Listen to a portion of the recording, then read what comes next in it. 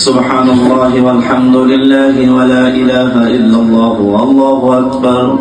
ولا حول ولا قوة إلا بالله العلي العظيم وصلى الله على محمد خاتم النبيين سيد المرسلين شفيع المذنبين وعلى آله الطيبين وأصحابه المطهرين يا أيها المسلمون نصركم الله أطيعوا الله وأطيعوا الرسول وأولي الأمر منكم ودوموا على أمره واجتنبوا عن نهيه فإن خير الدارين بارك الله لنا ولكم في القرآن العظيم إنه جواد كريم ملك بر رؤوف رحيم صلى الله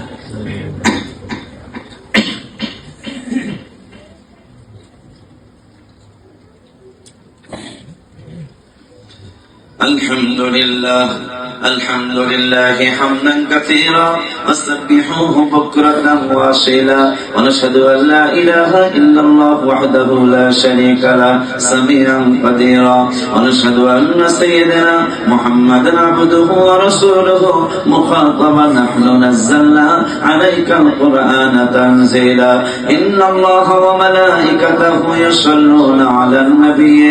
يا أيها الذين آمنوا صلوا عليه وسلموا تسليما اللهم صل على محمد وعلى آل سيدنا محمد كما صليت على سيدنا إبراهيم وعلى آل سيدنا إبراهيم إنك حميد مجيد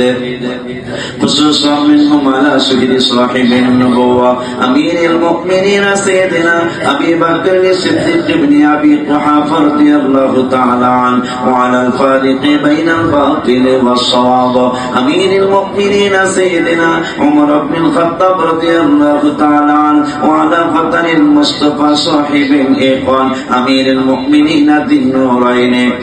عثمان بن عفان رضي الله تعالى عنه وعلى عالم المسلمين أسد الله الغالب وعلى فتن المصطفى سيدنا علي بن أبي طالب رضي الله تعالى عنه وعلى الأزواج المطهرات لذي النبوة وعلى بضعة الرسول سيدة نساء الجنة فاطمة رضي الله تعالى عنهن وعلى ولديها الشهيدين سيد جنات الحسن والحسين رضي الله تعالى عنهما وعلى عميه صلى الله عليه وسلم المعظمين عند الناس الشهيد بأحد الحمزة وأشفقهم عباس رضي الله تعالى عنهما وعلى تمام العشرة المبشرة والتابعين ومن تابعهم أجمعين وعلى المشرفين بالإسلام إلى يوم الدين رضوان الله تعالى عليهم أجمعين